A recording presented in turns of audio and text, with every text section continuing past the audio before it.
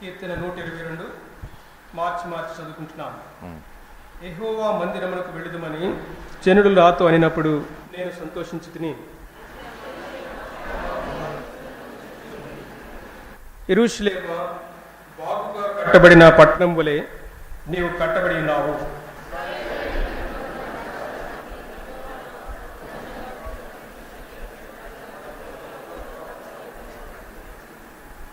అచ్చట న్యాయము తీర్చుటకై సింహాసనములు, దావీదు వంశీయుల సింహాసనములు స్థాపింపబడి ఉన్నవి.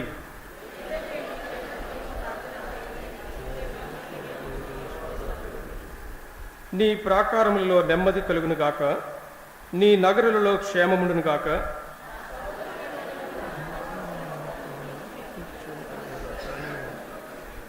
తొమ్మిదవ వచనం. మన దేవుడైన యెహోవా మందిరము నిమిత్తము నీకు మేలు చేయ ప్రయత్నించదను. May God bless the reading of this psalm. Shall we pray? ప్రభు చదవబడిన కీర్తన ఆశీర్వదించును గాక. ప్రార్థించుకుందాం. We thank you, Lord, for gathering us in your house this Sunday morning. ఈ ఆదివారం ఉదయం మీ ఇంటిలో మమ్మలను సమకూర్చినందుకై మీకు వందనములు చెల్లిస్తున్నాం. We thank you, Lord, for the privilege given to us to worship you in the congregation of the saints. పరిశుద్ధుల సమాజములో మిమ్మల్ని ఆరాధించేటువంటి ఆధిక్యత మాకు ఇచ్చినందుకే మీకు వందనములు చెల్లించుకుంటున్నాం. Thank you and praise you, Lord, for the great gift of salvation which you have so freely given to us. ఎంతో ఉచితముగా గొప్ప రక్షణ అనేటువంటి వరమును మాకు అనుగ్రహించినందుకే ప్రభువా మీకు వందనములు చెల్లించుకుంటున్నాం. But we remember also the great price that you paid for it on the cross of Calvary. Calvary శిలువలో మా కొరకే చెల్లించిన గొప్ప క్రయాన్ని కూడా ఈ సమయంలో జ్ఞాపకం చేసుకుంటున్నాం. Truly, Lord, you are the God of all grace. నిజముగా నీవు సమస్త కృపలకు దేవుడే అంటున్నారు. Thank you, Lord, for the grace which has saved us and the grace which is sustaining us. మమ్మలను రక్షించినటువంటి కృపను బట్టి, మమ్మలను నడిపిస్తున్నటువంటి ఎత్తివేస్తున్న కృపను బట్టి మీకు వందనములు చెల్లిస్తున్నాం. Lord, this morning we pray that you will speak to us in a new way. నూతనమైన విధానంలో ప్రభువా ఈ ఉదయకాలం మాతో మీరు మాట్లాడండి. Help us to open our mouths and worship you in the spirit of David in Psalm 122. కీర్తన 122లో దావీదు కలిగినటువంటి ఆత్మ ద్వారా మేము కూడా ప్రేరేపించబడి మిమ్మల్ని ఆరాధించినట్లు మీరే సహాయపడండి. Lord, hide us both behind the cross. మమ్మల్ని ఇరువుని కూడా సిలువ చాటున మీరే మరుగు చేయండి. Empty us of all that is of man. మనిషినిగా మాలో ఉన్నటువంటి సమస్తమును మీరు ఖాళీ చేయండి. Grant us divine anointing. దైవ అభిషేకమును మీరు మాకు అనుగ్రహించండి. Lord, help us to rejoice in your presence. మీ సన్నిధిలో సంపూర్ణ సంతోషం అనుభవించినట్లు చేయండి. Committing ourselves and this word into your hands, we pray with thanksgiving in Jesus' precious name. మమ్ములను ఈ వాక్యమును మీ ప్రేమగల హస్తములకు అప్పజెప్పుకుంటూ యేసుక్రీస్తు ప్రభు వారి నామమున ప్రార్థించి అడిగి వేడుకొంచున్నాము తండ్రి. Amen. Amen. Psalm 122. Keerthana 122. The theme of this psalm is the house of God. ఈ కీర్తన యొక్క శీర్షిక దేవుని ఇల్లు. I was glad when they said to me, let us go into the house of the Lord. యెహోవా మందిరమునకు వెళ్ళుదుమని జనులు నాతో అనినప్పుడు నేను సంతోషించితిని. So we must have that great desire to come into God's house. దేవుని ఇంటికి రావాలనేటువంటి ఆశ మనలో కలిగి ఉండాలి. That we should all come together and experience the wonderful presence of the Lord. అందరము కలిసి వచ్చినప్పుడు దేవుని యొక్క సన్నిధిని మనం అనుభవిస్తుంటాం. Alone we may experience God's presence sometimes. ఒంటరిగా కూడా దేవుని యొక్క సన్నిధిని అనుభవిస్తాం.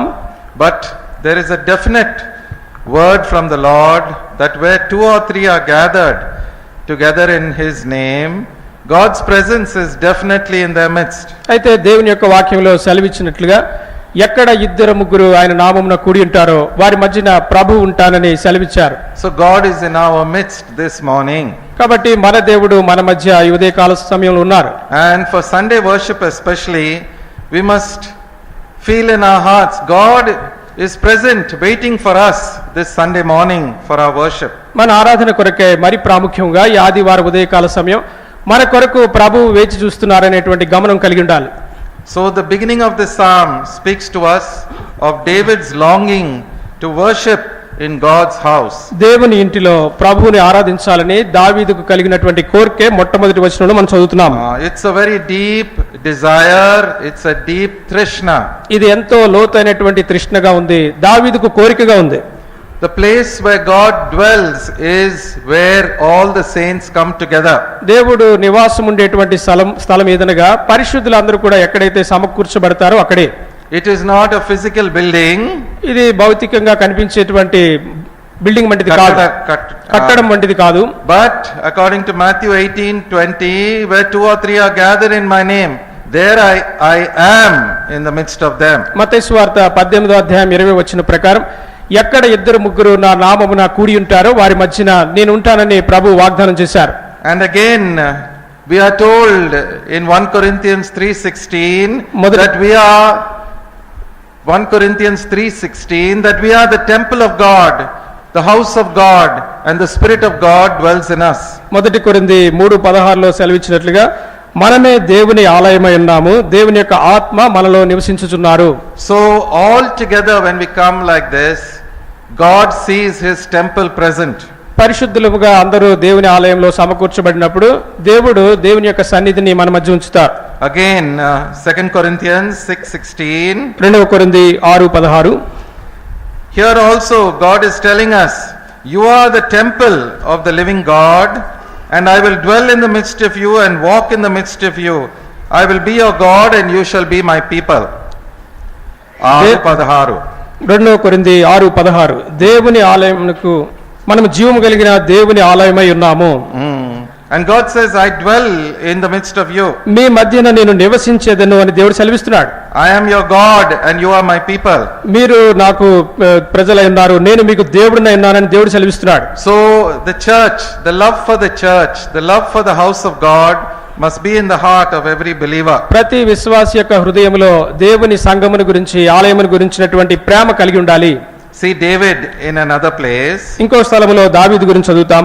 Psalm 26 verse 8. Keerthana 26:8. Some of us know this by heart. కొంతమందికి ఇది కంఠస్థ వచ్చినటువంటి But వచనమే. we need to experience it in our life. అయితే ఇది మన వ్యక్తిగత జీవితంలో అనుభవపూర్వకంగా అనుభవించాలి. Let us read Psalm 26:8 all together. మనమందరూ కలిసి కీర్తన 26:8 చదువుకుంటాం. Lord, Jehovah, I have loved నీ the నివాస habitation of your మందిరమును, house and the place నీ where your తేజో honor మహిమ నిలుచు dwells. స్థలమును నేను ప్రేమించుచున్నాను. Where is God's glory found? దేవుని మహిమ ఎక్కడ కనబడుతుంది? Not in any single person, ఏదో ఒక్క వ్యక్తిలో కాదు. but when the people come together, when the saints are gathered together, there you will see God's glory. పరిశుద్ధులు ఎక్కడైతే సమావేశం అవుతారో అక్కడ దేవుని యొక్క మహిమ మనకు కనబడుతుంది. See David again. మరలా దావీదు గురించే Psalm 87 verse 2. కీర్తన 87:2 వచనం. Psalm 87 verse 2. Keerthana 87:2. This also is a well-known verse. ఇది అందరికీ కూడా Psalm పరిచయమైనటువంటి 87:2 all together. అందరూ కలిసి కీర్తన 87:2 వచనం. The Lord loves the యాకోబు gates of నివాసముల కంటే Zion more సీయోను than all గుమ్మములు the dwellings యెహోవాకు of ప్రియములై Jacob. ఉన్నవి. The Lord loves the gates of Zion. సీయోను గుమ్మములను యెహోవా ప్రేమించుచున్నారు. Zion speaks of God's children who are purchased by the blood of Jesus. యేసుక్రీస్తు ప్రభు వారి రక్తము చేత కొనబడిన ప్రజలందరినీ దేవుడు సీయోనుగా చూపిస్తున్నారు. And God's children go through many deep experiences of the cross. దేవుని యొక్క ప్రజలైనటువంటి వారు సిలువ యొక్క లోతైన అనుభవం గుండా వెళ్తుంటారు. And God gathers us, though we are broken, though we are wounded. మనము గాయపరచబడిన, బద్దలు కొట్టబడిన దేవుడు మనల్ని సమకూరుస్తారు. And according to Psalm 147:3, that's how he builds Jerusalem. కీర్తన 47:3 ప్రకారము, 147. కీర్తన 147:3 వచన ప్రకారం Shall we read మనం అందరూ కలిసి చదువుకుంటాం. all together? అందరము కలిసి We'll read 2 and 3. 2-3 వచనాలు అందరూ కలిసి. 147. కీర్తన 147. యెహోవా యెరూషలేమును కట్టువాడు, చెదరిన ఇశ్రాయేలును పోగు చేయువాడు, గుండె చెదరిన వారిని ఆయన బాగు చేయువాడు, వారి గాయములు కట్టువాడు. So here in the midst of his gathering, he heals us and he binds our wounds. ఆయన సమకూర్చబడినటువంటి విశ్వాసుల మధ్య మనలను బాగు చేసి మన గాయములు కట్టువాడు. He loves Zion, those children of God who are not only saved but also going through much suffering because of their faith. విశ్వాసమును బట్టి రక్షణలోనికి వచ్చిన వారు మాత్రమే కాదు, ఈ సియోను అనగా ఇలాంటి అనుభవం గుండా వెళుతున్న వారందరినీ దేవుడు ప్రేమించుచున్నారు. and also are paying the price for their faith. వారి విశ్వాసమునకు వారి క్రయాన్ని కూడా చెల్లిస్తున్నారు. Zion in the Bible goes through much suffering. సియోను పరిశుద్ధ గ్రంథంలో చదివితే ఎన్నో శ్రమల గుండా వెళ్ళింది. But in the end, it comes forth as the heavenly Jerusalem. అయితే చివరిగా పరలోకపు యెరూషలేముగా బయటకు వస్తుంది. Verse 2 of Psalm 122. కీర్తన 122 రెండవ వచనం. Psalm 122 verse 2. కీర్తన 122 రెండవ వచనం. All together. అందరము కలిసి చదువుకుంటున్నాం. యెరూషలేమా, మా పాదములు నీ గుమ్మములలో నిల్చుచున్నవి. Our feet are standing within the walls of Jerusalem, within the gates of Jerusalem. యెరూషలేమా, మా పాదములు నీ గుమ్మములలో నిల్చుచున్నవి. When we talk about the gates of Jerusalem, యెరూషలేము గుమ్మల గురించి మాట్లాడుతున్నప్పుడు these speak of different experiences in the life of a believer. ఒక విశ్వాసి జీవితంలో విభిన్నమైనటువంటి అనుభవాలకు సూచనలుగా ఉన్నాయి. In the book of Nehemiah, there are 10 gates for Jerusalem. Nehemiah గ్రంథంలో మనం చదువుతాం, యెరూషలేమునకు 10 గుమ్మములు ఉన్నాయి. And many of us may be having experience of just 1 or 2 gates. మనలో చాలా మందికి 1-2 గుమ్మముల యొక్క అనుభవాన్ని కలిగి ఉంటాం. But we must have the complete experience of all the 10 gates. అయితే మనం అందరూ కూడా 10 గుమ్మముల యొక్క అనుభవం గుండా వెళ్ళవలసిన వారమే ఉన్నాం. I'm not going to explain all those gates. ఆ గుమ్మములు అన్నిటి గురించి వివరణ ఇవ్వట్లేదు. But if you want to give praise that will enthrone the Lord Jesus in our midst, మన మధ్యన మన స్తుతి సింహాసనం మీద మన ప్రభువును కూర్చుండబెట్టాలి అంటే then we must have a full experience of all those gates. ఆ 10 గుమ్మముల యొక్క అనుభవాన్ని మన వ్యక్తిగత జీవితంలో కలిగి ఉండాలి. Then we can exalt the Lord and we can see his glory in our midst. అప్పుడే మన ప్రభువును తగిన రీతిగా హెచ్చించి ఆయన మహిమను మన మధ్యన కనుగొంటాం. Gates speak of praise. ఈ గుమ్మములు స్తుతికి సూచనగా ఉన్నాయి. Each time you have one experience of one gate, you have so much of praise for the Lord. ఒక గుమ్మం అనుభవం గుండా నువ్వు వెళుతున్నప్పుడు నీలో ప్రభువును గురించినటువంటి ఎంతో స్తుతి ఉంటుంది.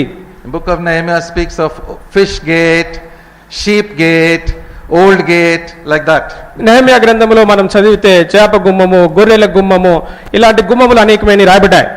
Sheep gate means my beginning of my salvation. ఈ గొర్రెల గుమ్మం దేనికి సూచనగా ఉందంటే నా రక్షణ ప్రారంభం అని గురించి సూచనగా ఉంది. Fish gate means I have a burden for perishing souls, to save souls. చేప గుమ్మము దేనికి సూచనగా ఉందంటే నశించిపోతున్నటువంటి వారి పక్షముగా భారమునకు సూచనగా ఉంది. And like that there are different gates. అలాగా విభిన్నమైనటువంటి గుమ్మాలు ఉన్నాయి.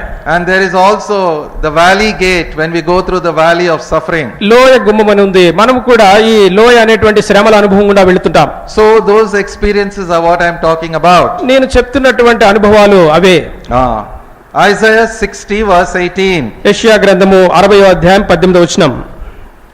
Isaiah 60 యెషయా గ్రంథము 60వ అధ్యాయము verse 18. 18వ వచనం. చివర్లో ఉంది, but you shall call your walls salvation and thy gates praise. 18వ వచనం చివరి భాగంలో రక్షణయే నీకు ప్రాకారములనియు ప్రఖ్యాతియే నీ గుమ్మములనియు నీవు చెప్పుకుందువు. Salvation is a very great salvation. రక్షణ ఇది చాలా గొప్ప రక్షణ.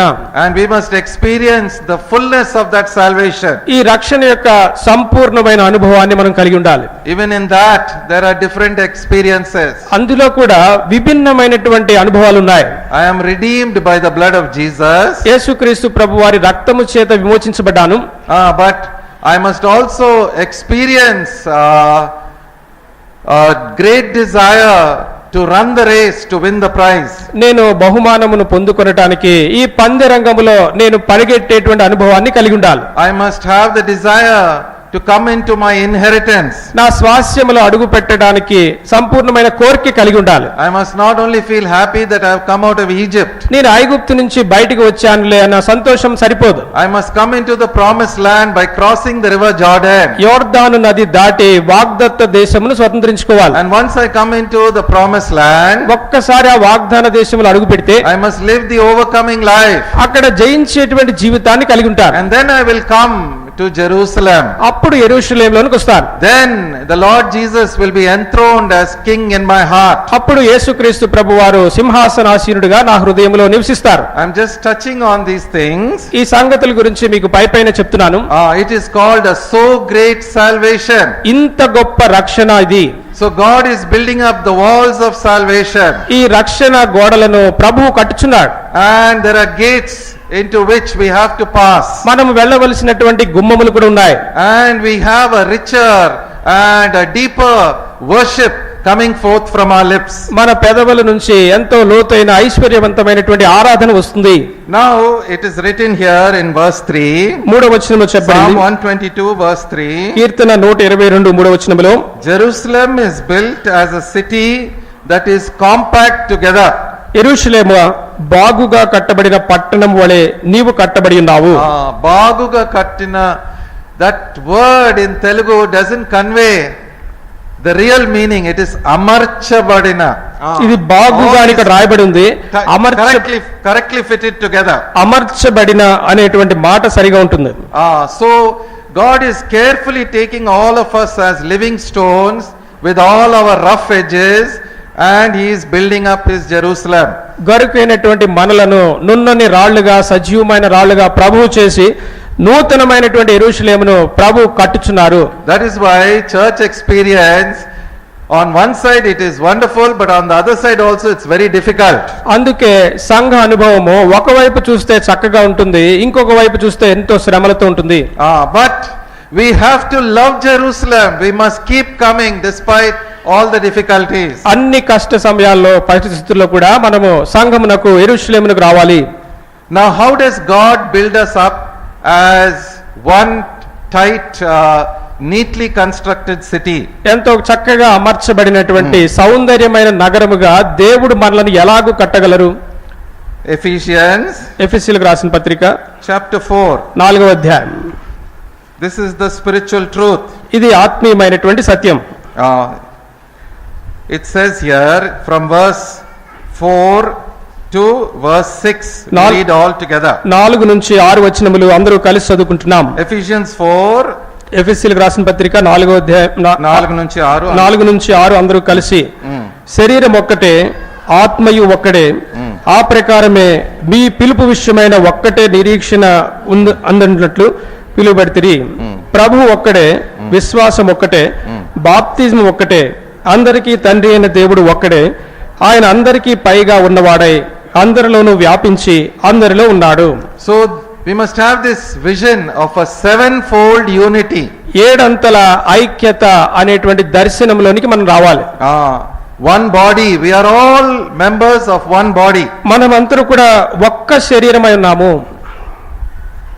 అనేకమైన అంగములు అంగములు, బట్ వన్ బాడీ. అనేకమైనటువంటి అంగములుగా ఉన్నను, ఒక్క శరీరమై ఉన్నాము. Many branches but one tree. అనేకమైనటువంటి తీగలు ఉన్నాయి, చెట్టు ఒకటే. మెనీ వేవ్స్, అలలు, బట్ వన్ సీ. అనేకమైన అలలు ఉన్నాయి, సముద్రం ఒకటే. So like that we are all coming together to be one full body of Christ. Yesukreestu ప్రభువారి సంపూర్ణమైనటువంటి శరీరముగా, దేహముగా ఇక్కడ సమకూర్చబడుతున్నాం. Though some of us may function as eyes and others as ears, the whole body is supported by the feet. కొందరు కళ్ళుగాను, కొందరు చెవులుగాను, నోరుగాను ఉన్నారు. ఇవన్నీ కూడా పాదములు బట్టి నిలబడి ఉంటున్నాయి. So the weaker members of the body are very important, not just the ones that are visibly present. పైకి కనబడే వాటి కంటే కూడా బలహీనమైనవి, కనబడినవి, వాటికి ప్రాముఖ్యత ఎక్కువ ఉంది. వన్ బాడీ, ఒక్క శరీరం. వన్ స్పిరిట్, ఒక్క ఆత్మ. One hope of our calling. మన పిలుపు విషయమైన ఒక్కటే నిరీక్షణ. In the future, that glorious hope that we will all enjoy the glory of the heavenly Jerusalem. పరలోకపు యెరూషలేము యొక్క మహిమను అనుభవిస్తామనేటువంటి, భవిష్యత్తులో పొందేటువంటి అట్టి నిరీక్షణ కలిగి ఉన్నాం. One Lord and Savior, our Lord Jesus Christ. ఒక్కడే ప్రభువు, మన రక్షకుడైన యేసుక్రీస్తు ప్రభువారు. One faith, the faith that God gave brother Buck Singh. ఒక్క విశ్వాసమే సహోదరుడు బక్ సింగ్ గారికి అనుగ్రహించబడిన విశ్వాసం. faith has different levels. ఈ విశ్వాసమునకు విభిన్నమైనటువంటి స్థాయిలు ఉన్నాయి. But the highest level is the vision of the house of God. దేవుని ఇంటిని గురించిన దర్శనము అది గొప్ప విశ్వాసము. There are many dwelling places of Jacob. యాకోబు నివాసమున అనేకమైన స్థలాలు ఉన్నాయి. Many churches which are evangelical, which save souls. అనేక ఆత్మలను రక్షించేటువంటి సువార్త సంఘములు అనేకమైన ఉన్నాయి. But Zion has the vision of the body of Christ. అయితే సియోనుకు మాత్రమే యేసుక్రీస్తు ప్రభువారి శరీరమును గురించిన దర్శనం ఉంది. How through suffering, how through much pain we come together and are welded together as one body. ఎన్నో శ్రమల ద్వారా సమకూర్చబడి సౌందర్యమైన నగరముగా కట్టబడుచున్నాం. Our faith will go through the fire in such a situation. ఒక్కొక్క పరిస్థితిలో మన విశ్వాసము అగ్ని గుండా వెళ్ళవలసి వస్తుంది. One baptism, a complete total baptism into the death of our Lord Jesus Christ. ఒక్కటే బాప్తిస్మము యేసుక్రీస్తు ప్రభువారి మరణ అనుభవమైనటువంటి బాప్తిస్మం. Some people understand the baptism in the Red Sea. ఎర్ర సముద్రంలో బాప్తిజమును గురించి కొందరు అర్థం చేసుకుంటారు. But we must go through the baptism of the river Jordan, where I die completely to myself. నా విషయమై నేను సంపూర్ణముగా చనిపోయాననేటువంటి యోర్దాను బాప్తిజం అనుభవంలో తెలుసుకోవాలి. One God and Father of our Lord Jesus Christ. ఒక్కడే దేవుడు మన ప్రభువైన యేసుక్రీస్తు ప్రభువారి తండ్రి. The Tandri, the heavenly Father, పరలోకపు తండ్రి, who is watching us and disciplining us. ఆయన మనలను చూస్తున్నాడు, మనల్ని క్రమశిక్షణలో పెడుతున్నారు. So this understanding of the sevenfold unity of the body of Christ is very important. యేసుక్రీస్తు ప్రభువారి శరీరమైనటువంటి ఈ ఏడంతల ప్రత్యక్షతను మనం తెలుసుకుంటే చాలా ప్రాముఖ్యం. So we must long like David, we must desire like David to come into God's house. దేవుని ఇంటికి వెళ్ళాలనేటువంటి దావీదుకు కలిగినటువంటి ఇట్టి తృష్ణ కోరిక మనం కలిగి ఉండాలి. And that's how in the Old Testament all the tribes were made to come to Jerusalem 3 times a year. సంవత్సరానికి ఒక్కమారు యెరూషలేము దేవాలయానికి గోత్రములన్నీ ప్రజలు కూడా వచ్చేటువంటి వారు. 3 సార్లు సంవత్సరమునకు 3 సార్లు వచ్చేవారు. In Psalm 121, I told you some time ago, 3 times a year the Jews went up to Jerusalem. నేను 121వ కీర్తన బహుశా మీకు ఇదివరకు చెప్పి ఉంటాను. యెరూషలేమునకు ఈ గోత్రములందరి ప్రజలు కూడా సంవత్సరమునకు 3 సార్లు వచ్చేవారు. So Jerusalem is our final goal. ఈ యెరూషలేము చివరి గమ్యస్థానం. We must understand Jerusalem, the meaning of Jerusalem, the meaning of the house of God. యెరూషలేము యొక్క అర్థము, దేవుని ఇంటి యొక్క అర్థము మనం తెలుసుకోవాలి. And as we leave our houses and come in time for worship, మన ఇంటిని విడిచిపెట్టి దేవుని ఆలయానికి ప్రభువును ఆరాధించడానికి it is వస్తున్నాం. a testimony to the world. ఇది లోకానికి సాక్ష్యమే ఉంది. People ask, where are they going with their Bibles? వీరు బైబిల్ పట్టుకుని ఎక్కడికి వెళుతున్నారు? Why are they going on Sunday? ఆదివారం ఎందుకు వెళుతున్నారు? And then they come to know, because Jesus Christ rose again the first day of the week. వారమునకు ప్రారంభ రోజు అయినటువంటి ఆదివారమున ప్రభువు లేచాడని వారు తెలుసుకుంటారు. So our coming for worship on Sunday is a testimony to the world. ఆరాధనకు ఆదివారం ఉదయమే రావటము బయట ప్రజలకు ఇది గొప్ప సాక్ష్యముగా ఉంది. And when we gather for worship around the Lord's table, ప్రభు బల్ల చుట్టూ ప్రభువుని ఆరాధించడానికి సమకూర్చబడిన తర్వాత, and we take part in one bread and one cup, ఒక్క రొట్టెలోను ఒక్క పాత్ర రసములో పాల్పొందుతాం. what are we doing? ఏం చేస్తున్నాము? We are keeping the unity of the church through the brokenness of Christ. యేసుక్రీస్తు ప్రభువారు విరగొట్టబడుట ద్వారా సంఘం యొక్క ఐక్యతను మనం కనపరుస్తున్నాం. That is what is written in Ephesians chapter 4 verses 1 to 3. ఎఫెసీ 4:1-3 వచనాల్లో ఇది చదువుతాం. This is very important. ఇది చాలా ప్రాముఖ్యమైనది. Ephesians 4:1 to 3. ఎఫెసీలకు రాసిన పత్రిక 4వ అధ్యాయము మొదటి 3 వచనాలు. All together. అందరము కలిసి చదువుకుంటున్నాం. కాబట్టి మీరు సమాధానమును బంధము చేత ఆత్మ కలిగించు ఐక్యమును కాపాడుకున్నట్టు యందు శ్రద్ధ కలిగిన వారై ప్రేమతో ఒకరినొకడు సహించుచు మీరు పిలువబడిన పిలుపునకు తగినట్లుగా దీర్ఘ శాంతముతో కూడిన సంపూర్ణ వినయముతోను సాత్వికముతోను నడుచుకొనవలెనని ప్రభువును బట్టి ఖైదీనైన నేను మిమ్మును బతిమాలుకొనుచున్నాను. Why is he బతిమాలుకొనుచున్నాడు? Why is he pleading with them? ఎందుకు వారితో బతిమాలుచున్నారు? He wants this unity to come into Jerusalem so that the glory of God can be seen by the world. యెరూషలేములో ఇట్టి ఐక్యత వచ్చుట ద్వారా యెరూషలేములో ఈ యొక్క మహిమ ప్రపంచమంతా చూడగలుగుతుంది. Jerusalem means the church. ఈ యెరూషలేం అంటే సంఘమే. Jerusalem means the house of God. యెరూషలేం అంటే దేవుని ఇల్లు. So in all lowliness and meekness in humility we take part in the Lord's table. ఎంతో దీనత్వముతో ప్రభు బలలో మనం పాలు పొందుతాం. And when we take part in the Lord's table, ప్రభు బలలో పాలు పొందినప్పుడు the cross of our Lord Jesus Christ, మన ప్రభు యొక్క శిలువ, what does that mean? దాని అర్థం ఏమిటి? His death, burial and resurrection, ఆయన మరణము, భూస్థాపన, పునరుద్ధానం they start working in us. అవి మనలో పనిచేస్తుంటాయి. On one side the death is working, ఒకవైపు మరణము on పనిచేస్తుంటుంది, the other side is resurrection is working. ఇంకొక చోట పునరుద్ధానం మనలో పనిచేస్తుంది. In some people the death doesn't work, కొందరిలో మరణము పనిచేయకుండా and ఉంటుంది. that's why we have difficulties in the church. అందుకనే సంఘములో కొన్ని కష్టాలు వస్తుంటాయి. But the real glory is resurrection glory. అయితే నిజమైనటువంటి మహిమ పునరుద్ధాన మహిమ. Glory comes through resurrection. ఈ పునరుద్ధానము ద్వారానే మహిమ వస్తుంది. So when you take part in the Lord's table, కాబట్టి ప్రభు బలలో పాలు పొందుతున్నప్పుడు, break me Lord, ప్రభువా నన్ను విరగ్గొట్టు, empty me Lord, నన్ను ఖాళీ చేయి. in the spirit of Ephesians 4:2 and 3. ఎఫెసీ 4:2-3 ప్రకారము నన్ను చేయి. Then you'll get that wonderful sevenfold, the understanding of that sevenfold unity. ఈ ఏడంతల ఐక్యత యొక్క ప్రత్యక్షతలోనికి అప్పుడు మనం వచ్చే వారు ఉంటాం. And then we, as we come together through the cross as one body, ఈ శిలువ ద్వారా మనమందరూ కూడా ఒక్క దేహముగా, శరీరముగా సమకూర్చబడుతుంటాం. the glory of Jerusalem will be seen here even from Carmel. Carmel నుంచి కూడా యెరూషలేము యొక్క మహిమ ప్రకటించబడుతుంది. Verse 5 talks about the thrones of David. 5వ వచనము దావీదు యొక్క సింహాసనం గురించి చెప్పబడింది. When we come to the stage where the cross is working in us, మనలో ఎక్కడైతే శిలువ పనిచేస్తుందో ఆ స్థలమునకు మనం వచ్చినప్పుడు, and the power of resurrection is also working in us, అప్పుడు మనలో పునరుద్ధాన శక్తి కూడా పనిచేస్తుంది. then the Lord will start reigning in us, అప్పుడు ప్రభు మనలో పరిపాలన చేయువారుగా ఉంటారు. and we will reign with him. అప్పుడు మనం ప్రభువుతో కలిసి పరిపాలించే వారం అవుతాం. Salvation begins at the altar but ends at the throne. ఈ యొక్క రక్షణ అనేది బలిపీఠము దగ్గర ప్రారంభమై సింహాసనం దగ్గర ముగుస్తుంది. God's desire is that we must come to the throne. దేవుని యొక్క కోరిక ఏమిటంటే మనం సింహాసనం యొద్దకు వెళ్ళాలి అని. That's how David came to the throne, and David's children also came to the throne. అందుకే దావీదు సింహాసనం యొద్దకు వచ్చారు, ఆయన సంతతి వారందరూ కూడా సింహాసనం దగ్గరకు వస్తున్నారు. Because he had an understanding of what it means for all the saints to come together, live together and suffer each other. పరిశుద్ధులందరూ కలిసి సమకూర్చబడ్డ, కలిసి శ్రమ అనుభవించుట ఏమిటో దావీదు ఎరిగినారు.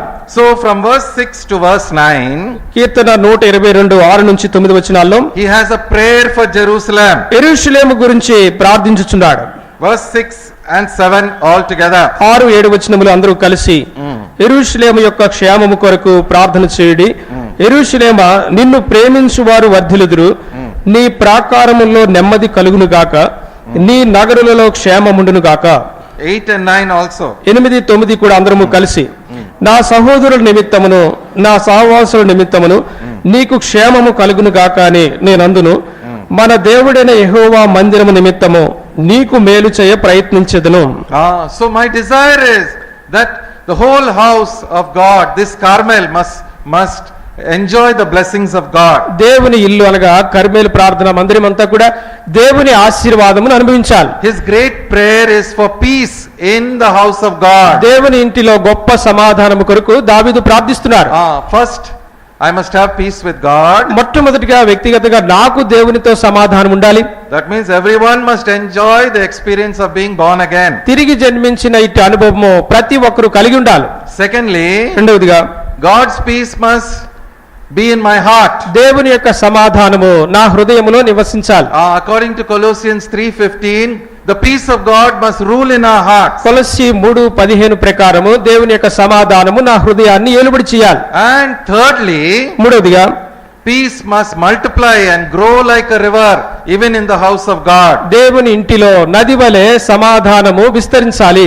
Psalm 66, Keerthana 66, I'm sorry, Isaiah 66, యెషయా గ్రంథం 66, Isaiah 66, 12 and 13. 12-13 వచనములు అందరము కలిసి చదువుకుంటున్నాం. We are going to close in a minute or so. ఒక్క నిమిషంలో మనం ముగించుకోబోతున్నాం. 12 and 13 all together. అందరము కలిసి యెషయా 66, 12-13 వచనాలు. యెహోవా ఈలాగు సెలవిచ్చుచున్నాడు, ఆలకించుడి, నది వలె సమాధానము ఆమె యొద్ద పారజేయుదును. మీరు జనముల ఐశ్వర్యమును అనుభవించినట్లు ఒడ్డు మీద పొర్లిపారు జలప్రవాహంలే మీ యొద్దకు దానిని రాజెత్తును. మీరు చంకను ఎత్తుకొనబడెదరు, మోకాళ్ళ మీద ఆడింపబడెదరు. ఒకని తల్లి వారిని ఆదరించినట్లు నేను మిమ్మల్ని ఆదరించెదను. యెరూషలేములోనే మీరు ఆదరింపబడెదరు. So, 3 stages of peace. సమాధానములో 3 మెట్లు. First, peace with God. మొట్టమొదటిది దేవునితో సమాధానం. Second, peace always ruling in my heart. రెండవది నా హృదయమును ఏలుబాటు చేయి సమాధానం. And then peace increasing, growing like a river. తర్వాత మూడవది నది వలె ప్రవహించే సమాధానం. When we also strive for the unity of the Spirit in the bond of peace. సమాధానములో ఆత్మ కలిగించు ఐక్యత కొరకు మనం పోరాడినప్పుడు We must pursue peace with everyone. ప్రతి ఒక్కరితో సమాధానం కలిగి ఉండడానికి చూడాలి. Blessed are the peacemakers, for they are the sons of God. సమాధాన పరచు వారు ధన్యులు, వారు దేవుని కుమారులు అనబడుదురు. So we don't look at any people. మనుషుల వైపు మనం చూడం, Look at the Lord. ప్రభు వైపు చూస్తాం. When we come to God's house, దేవుని ఇంటికి వచ్చినప్పుడు Lord, I'm looking to you. ప్రభు నేను నీ వైపే చూస్తున్నాను. You are taking me through many experiences. అనేకమైన అనుభవాలు గుండా నన్ను నువ్వు తీసుకువెళ్ళావు. Let me not go away from your house. నీ ఇంటి నుంచి నేను వెళ్ళిపోకూడనట్లు చేయి. Help me to be planted here. నేను ఇక్కడ నాటబడినట్లు చేయి. Help me to bear fruit here. ఇక్కడ ఫలించినట్లు చేయి. And let rivers of living water flow from me here in the house of God. దేవుని ఇంట్లో సజీవమైనటువంటి నది వలె ప్రవాహం అనుభవించినట్లు చేయి. That comes only when I have a spirit of peace in my heart. నాలో సమాధాన పరచు ఆత్మ కలిగి ఉన్నప్పుడే ఇవన్నీ నాలో జరుగుతాయి. It is difficult ఇది కష్టమే. because some people we just cannot forgive. కొందరిని మనం మర్చిపోలేనటువంటి వారు ఉంటారు. But forgive, not forget. అయితే క్షమిస్తాము, మర్చిపోకుండా ఉంటాం. క్షమించలేము కూడా. క్షమించలేము కూడా. But we must say, Lord, అయితే ప్రభువా, Lord, you take charge. ప్రభువా మీరే చూసుకోండి. Lord, keep me humble. నన్ను దీనునిగా చేయండి. Lord, keep me hidden. నన్ను దాచబడిన వాడిగా చేయండి. Lord, peace is what will build up the house of God. దేవుని ఇంటిని కట్టేది సమాధానం మాత్రమే. That is why in English Bible many times the word peace, peace, peace is the great desire of David for Jerusalem. అందుకనే English తర్జుమాలో రాయబడింది, దావీదు యెరూషలేము దేవాలయం కొరకు పదే పదే సమాధానము సమాధానం అనే మాట రాస్తున్నాడు. There is no peace in God's house, there is no Jerusalem. దేవుని ఇంట్లో సమాధానం లేనట్లయితే యెరూషలేమే లేదు. Jerusalem means the city of peace. యెరూషలేము అనగా సమాధాన పట్టణము. And when peace is reigning, ఈ సమాధానము ఏలుబడి చేస్తున్నప్పుడు then there will be prosperity, then there will be క్షేమము. అప్పుడు క్షేమము, అభివృద్ధి ఈ రెండు ఉంటాయి. Then there will be security. అప్పుడు భద్రత కూడా ఉంటుంది. And then there will be comfort. We will all be comforted in Jerusalem. యెరూషలేములో మనమందరూ ఆదరణ పొందుతాం. So there are many things that we can say. మీరు చెప్పడానికి that I can say. నేను చెప్పడానికి చాలా సంగతులు ఉన్నాయి. But this is sufficient for us to worship the Lord this morning. ఈ ఉదయకాలం ప్రభువును ఆరాధించడానికి మనకు ఇది చాలు. May the Lord bless this word. ఈ వాక్యమును ప్రభువు ఆశీర్వదించును గాక.